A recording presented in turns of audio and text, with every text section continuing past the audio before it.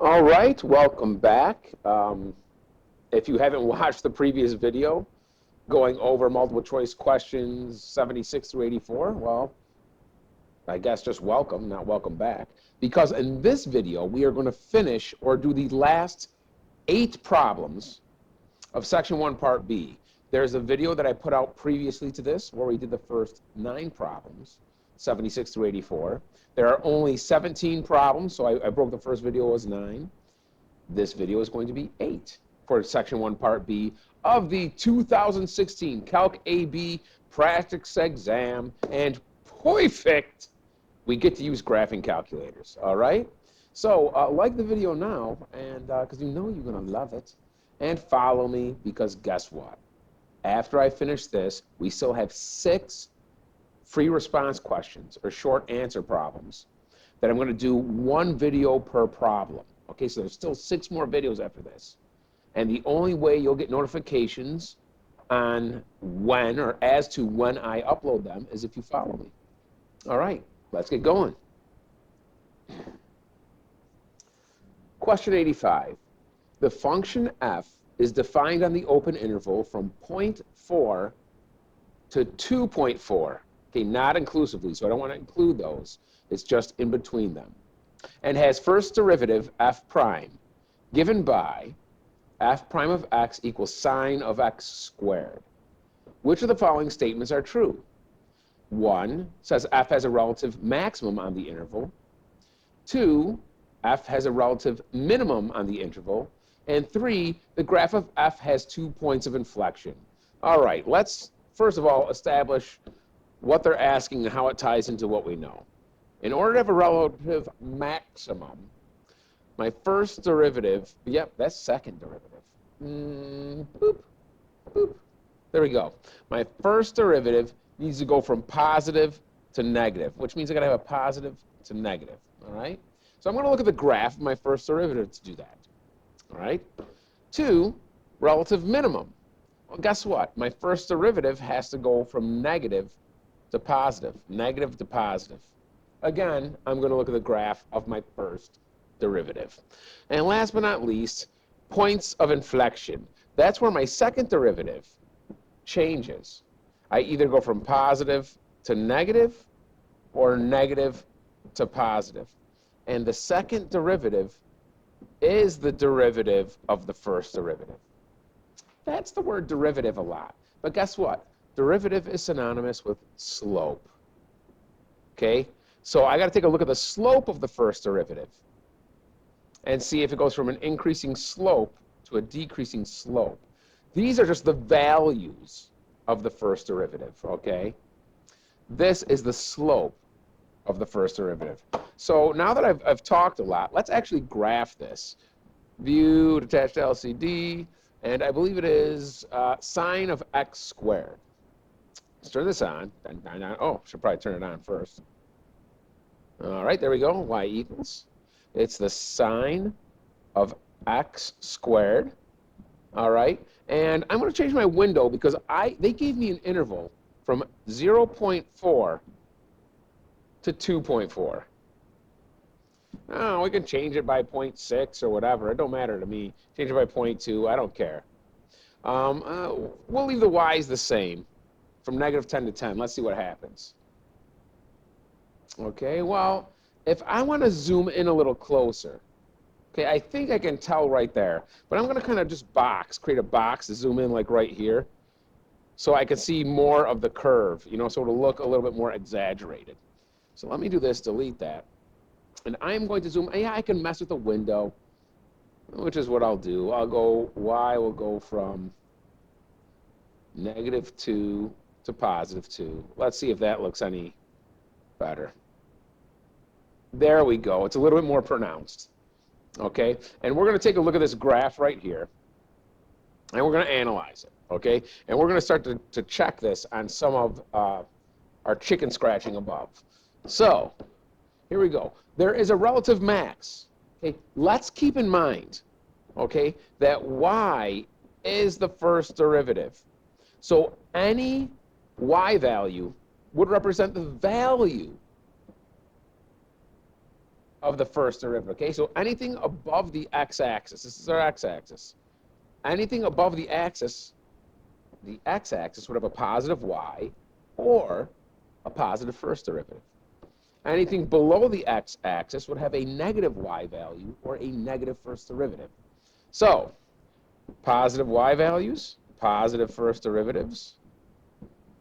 Okay, 0 right here. That's a 0. Okay, that's where y is 0, so my first derivative is 0. And then I drop below, and the value of my y, or the value of my first derivative, goes negative. So it does go positive to negative. Okay, it does go positive to negative. This is true. It does not, as I go left to right, the value of the first derivative does not go, okay, as I go this way on the graph, it does not go from negative to positive. That does not happen. So 2 is false. All right? So as I'm looking at this, I know any answer that has 2 cannot be right. Boom. Boom. So either, oh, and it has to have 1. So it can't be this one. So it's either 1 only or 1 and 3. So let's check 3. Now, we're not looking at the value.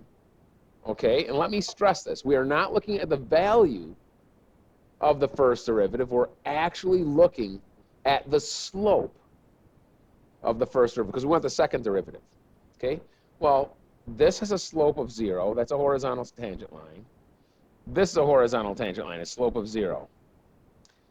Now, again, the slope of the first derivative, this is an increasing slope. This is also an increasing slope here.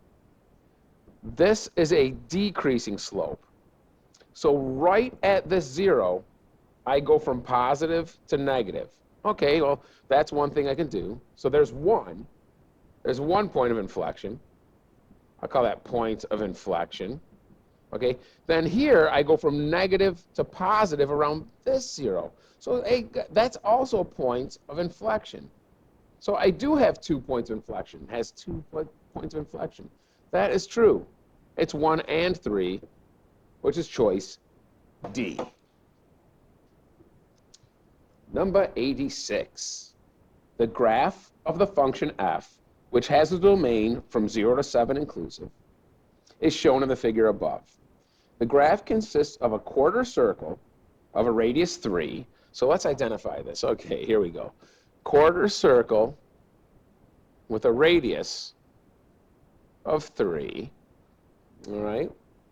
And a segment with a slope of -1. This is my slope. Okay, that has a slope of -1. I'm just going to write that as m, slope. Let b be a positive number such that the integral from 0 to b of f of x dx is 0. Okay. Okay. What is that value of b? All right. So, here's what we got to do. That's right. The area of all right. Gotcha. 1/2 b squared. Okay. Right to there. Okay. Okay. So, here we go. Integration, my friends. We'll go with the lighter blue. This integration also means area under the curve.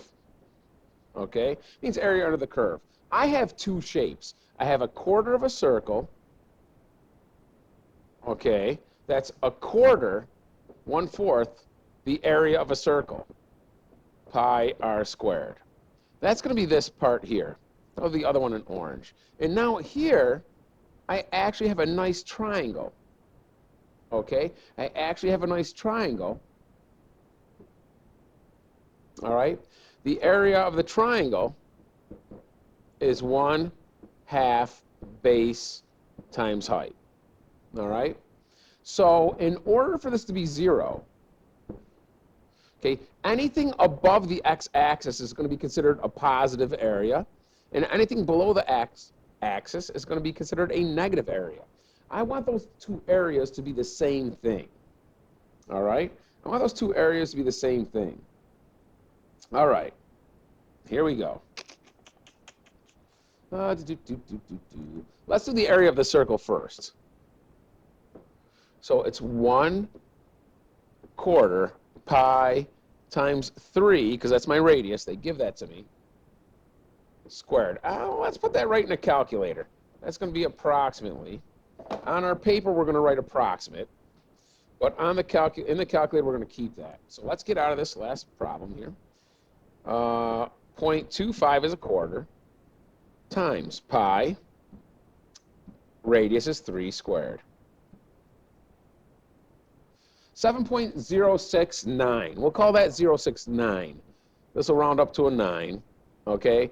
But on the paper, we're going to write that. But I'm going to keep this part in the calculator. I'm going to store that. Let's store that into C for a circle. So anytime I use C,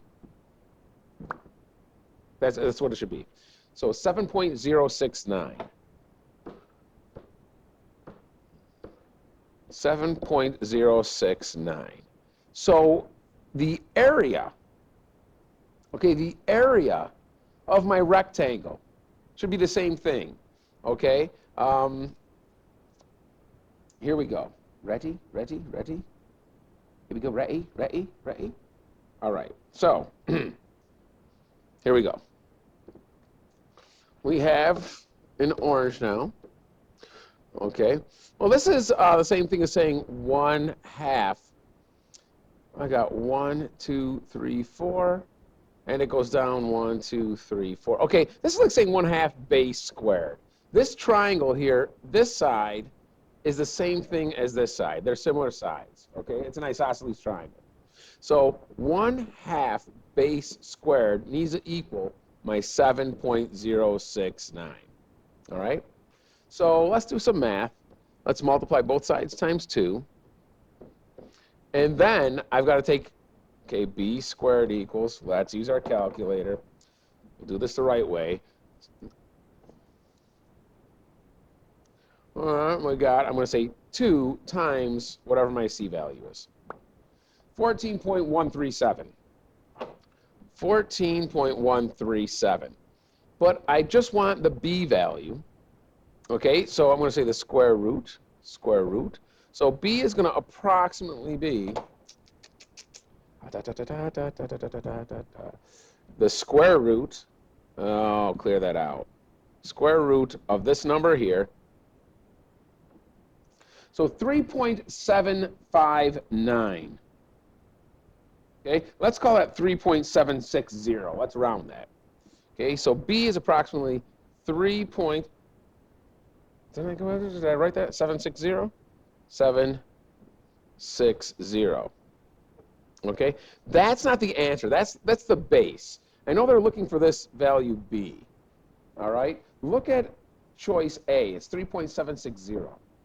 All right, so we've done all this work, but have we really even begin to understand what we're solving? Starting from 0, okay, this is going to be good here. Starting from 0, okay, that's our lower bound at 0. Lower bound is 0. They're asking us basically what upper bound, okay? What upper bound is going to make it, all right, so that I'll get that 0, okay? Because it might not just be right here. It's somewhere in here, okay? What we just figured out is that my base value right here should be 3.760. So if these two sides are the same, this side is 3.760 and this side is 3.760. But what's the B value on this upper bound? Here's A, where A is 0, my lower bound. What's this upper bound? Okay. If this is 3 right here, and we're moving another 3.760, I got to take my 3 and add another 3.760.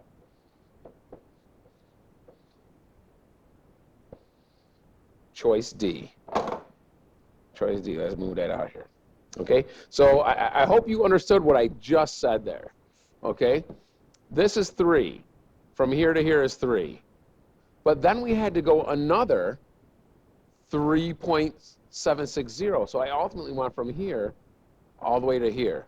I'm adding 3 and 3.760 to get my 6.760. All right?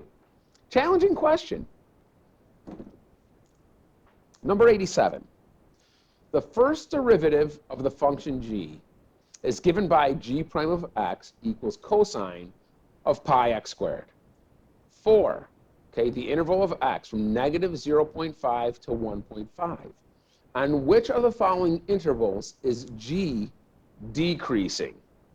Okay, if they give me g prime, and they want to know when g is decreasing when I have a negative slope.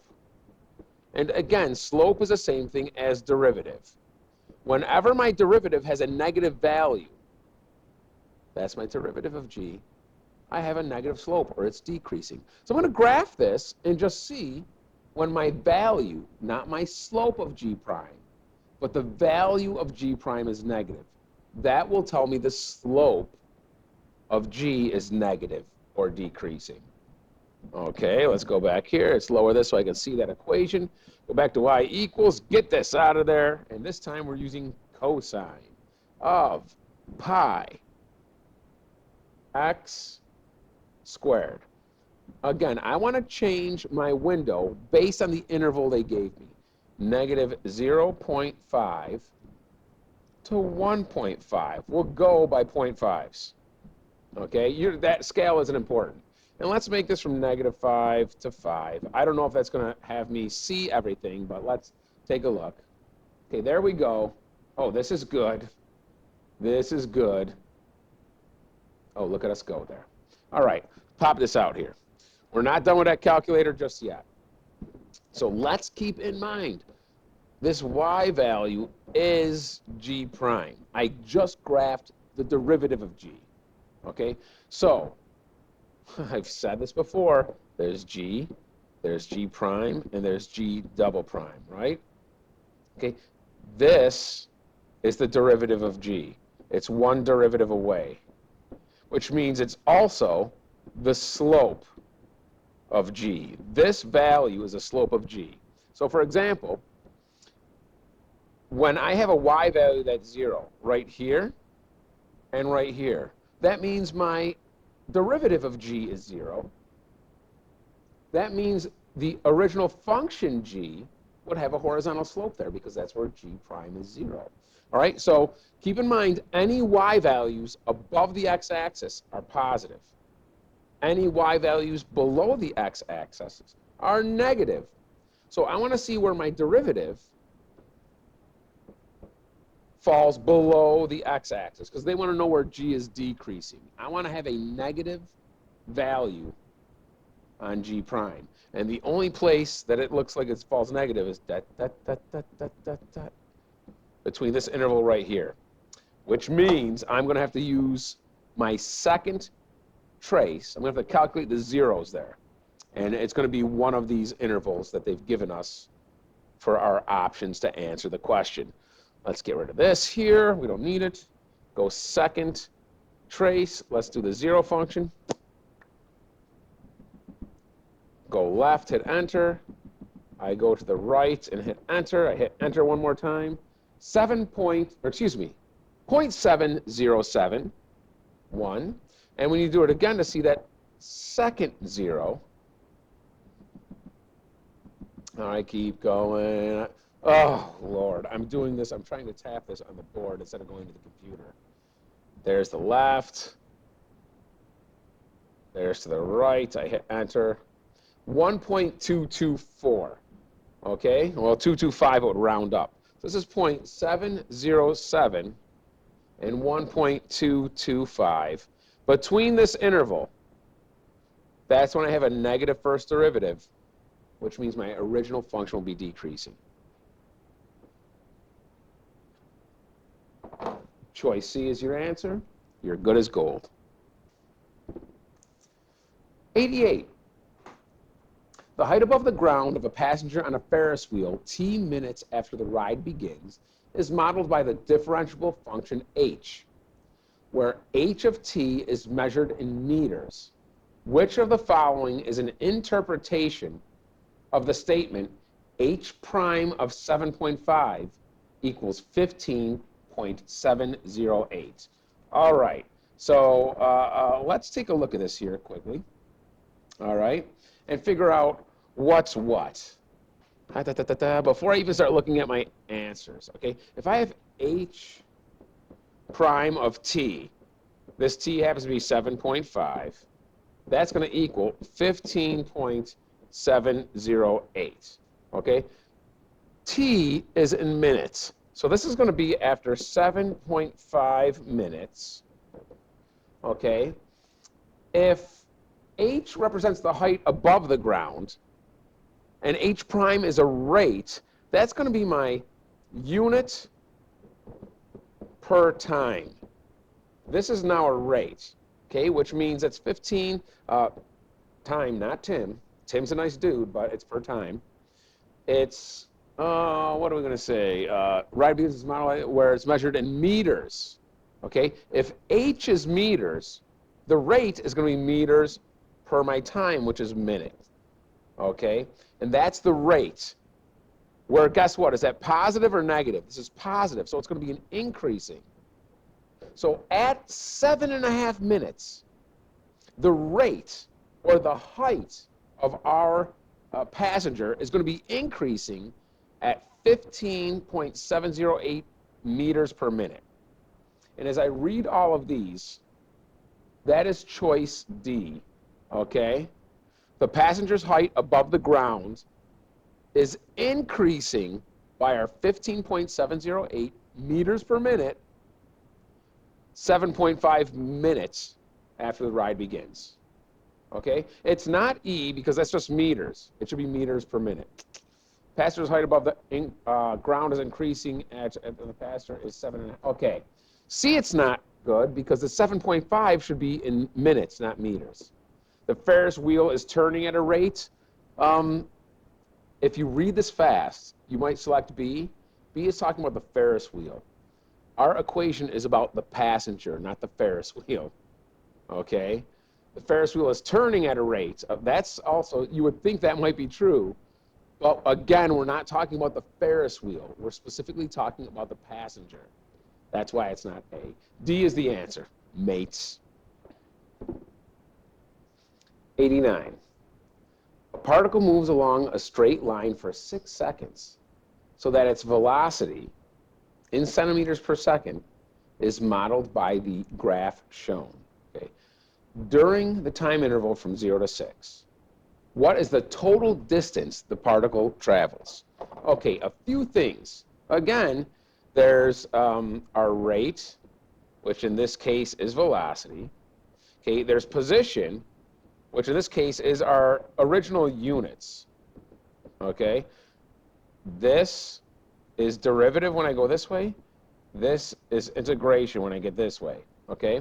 They want to know the distance the particle travels. So velocity is centimeters per second. Units would just be centimeters. So we got to go back from velocity to position. We've got to integrate velocity, okay? Because they want to know the total distance. They want to know the total centimeters this thing has moved, all right?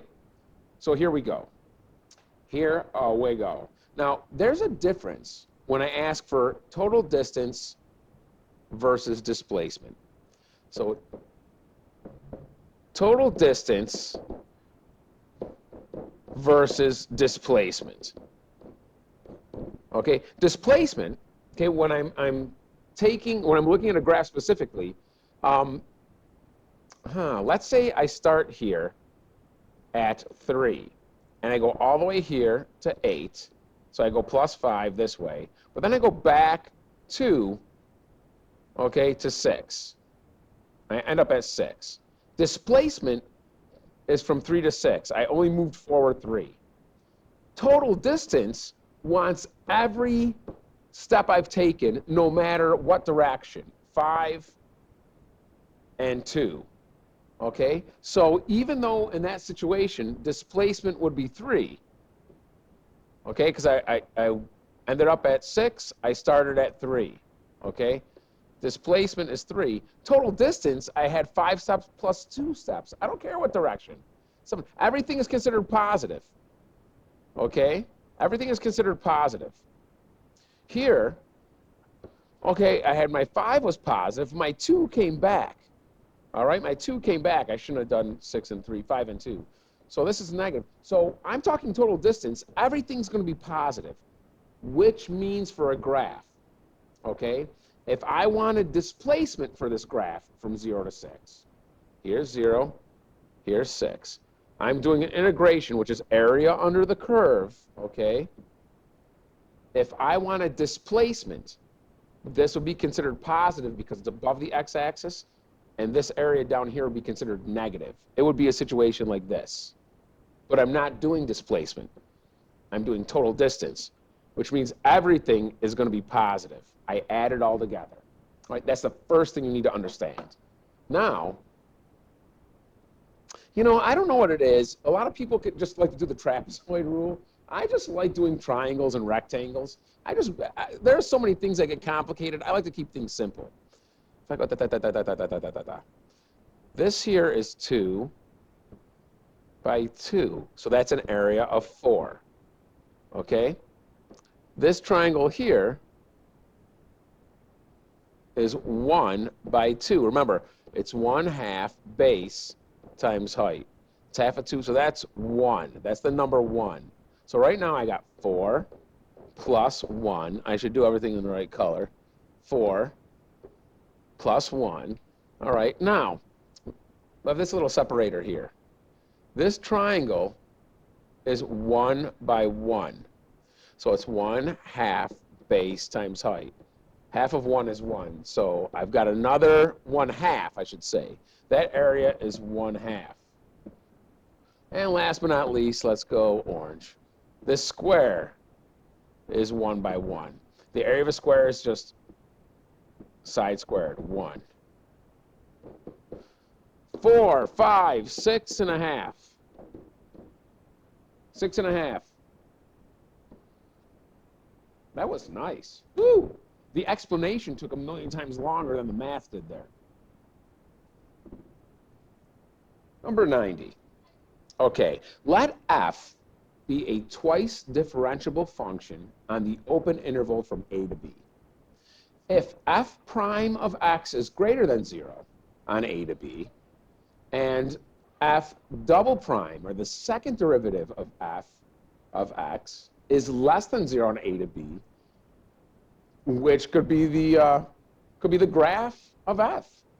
All right, well, I mean, cake, another cake one. Let's go to this mint green. Okay, first derivative represents slope. Okay, if my slope is greater than 0, that means it's a positive slope. That means I need a graph that's going up from A to B. All right? My second derivative, okay, that is concavity. Concavity. That's when either I have a smiley face or a sad face. If it's less than 0, that's negative, which means it's going to be a sad face from A to B. So when I look at my graph, not only should it be increasing, going up, but it should be in a sad motion. So let's do this. Here's what a sad face, well, not a face, little concave down looks, but it should be increasing like that. So I should have something that's curved like that. That would be sad face going down. We want something sad face going up. So I'm going to bring this over here. It's not B. That looks like a happy face going up. That's going down, decreasing. That's not happy or sad. That's just meh. That's decreasing. This one right here. It's a sad face going up. Choice C. Man, I can't believe that was a question on section 1, part B, where you get to use a calculator. We've used the calculator more on the second 8 questions than we did the first 9 on this part, but that was a cakewalk. Number 91. The graphs of f and g are shown above. If h of x equals f of x times g of x, then what's h prime of 6? All right, okay, let's do some work. Let's get going. This is going to do this great. First of all, I need to know what h prime of x is before I put any number 6 into it. Let's just find the derivative. This is a classic product rule. First times derivative of the second plus second times the derivative of the first. Okay, so it is the first, just as it is, times the derivative of the second. I don't know an equation for g of x, so I can't actually calculate an expression or an equation for g prime. All I know is that if I have g of x, the derivative of g of x is g prime of x. So first times the derivative of the second plus the second times the derivative of the first. Okay, that's the equation that represents the derivative of h. Now I want this at 6. So I'm just going to put a 6 in all these x's, okay? I'm going to replace them with a 6 because I want the derivative at that point where x is 6. All right, coordinates are going to be easy, all right? Let's do that in green. F of 6, again, when I want f of 6, when x is 6 in my f function, what's the y? F is this one in green. It goes up like this, comes down like this, comes down all the way like this. 1, 2, 3, 4, 5, 6. This point, when x is 6 for my function f, my y is 2. Times, I don't know g prime of 6. Let's do g of 6, same thing. G is in red here. 6 is at this point. That's where y is 4. Okay? 4 times. So now we got to do the derivatives, which, by the way, you know that derivative is the same thing as slope. So let's take a look at g6. What is the slope here? Well, that's a straight line. I can calculate that. It goes down 1 and right 2. Goes down 1 and right 2. So it's -1 over 2. That's it. -1/2. What about 6 for f right here? Ooh, the slope of this line. Okay, this looks like it goes down 2 and over 1. So it goes down 2 and over 1. So it's -2 over 1, which is -2. Multiply these and get -8. Half of 2, negative, is -1. -9? Come on, did I do the right work there? I did. -9. Take your time. Look, there are other problems that might be complicated that you might mess up on. Problems like these, no way. No way should you mess up on. I'm going to hold you accountable on that one. There's no way you mess up on a problem like this if you're paying attention in class. I said it. I threw it out there. Number 92, and we're done. In the xy plane, the graph of the twice differentiable function y equals f of x is concave up on the open interval from 0 to 2 and is tangent to the line y equals 3x minus 2 at x equals 1. Following statement must be true. Which one of the following statement must be true? Let's graph this. And we have -1, -2, 0, 1, 2, 3, 4, 5. 1, 2, 3, 4, 5. So I'm going to graph this, starting at -2. Okay, and then I'm going to go 1, 2, 3, 4. Okay, so I go up 3, that's my slope, up 3 and over 1. Up 3 and over 1. So this is going to be the line tangent, which means this is right where it's going to touch my graph. Okay, it's going to touch my graph right there at the point where x is 1. So at this point where x is 1, right there, I'm going to have my original graph is going to be some curve. It's going to be smiley, like that, okay? It's concave up. That's how I know it's smiley. It's going to be a smile face, okay? But it's going to be increasing because it's got to be tangent to that line. I suppose I could have did something like that, but who cares? So let's take a look at this. Between this is just left of 1. Okay, this is just left of 1. Here we go. This little spot right here, just left of 1 that I'm kind of coloring in, which is this section right here, okay? My slope is less than 3, and that's true. Because it's a smiley face, I'm going to exaggerate it. Let's say here's a smiley face, and here's my point.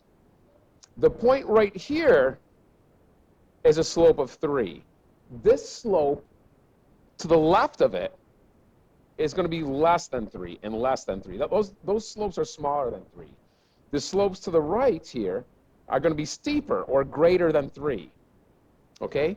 So by telling you that this is the point tangent and it has a slope of 3, remember, in a line, that's your slope.